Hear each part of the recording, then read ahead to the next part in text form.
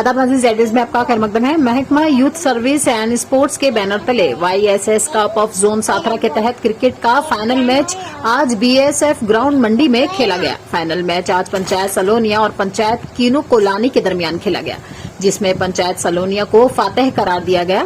फातेह और runner up दोनों टीमों को मेहमान खुसूसी की तरफ से ट्रॉफी और मुकम्मल क्रिकेट किट से नवाजा गया। आगे देखिए हमारी नुमाइंदा जहांगीर अहमद की रिपोर्ट। आप सबका यहाँ पर बहुत बहुत स्वागत है।